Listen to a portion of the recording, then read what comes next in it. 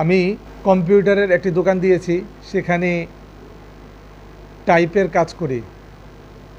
আমার কাছে বিভিন্ন সময় মাদ্রাসার আরবি প্রশ্ন এবং বিভিন্ন কোরআন মাজিদের আয়াত নিয়ে আসা হয়, যার মাঝে সেজদার আয়াতও থাকে। এখন আমার জানার বিষয় হচ্ছে, এভাবে টাইপ করার দ্বারা কি আমার উপরে সেজদা করা ওয়াজিব হবে? জেনে উপকৃত করবেন।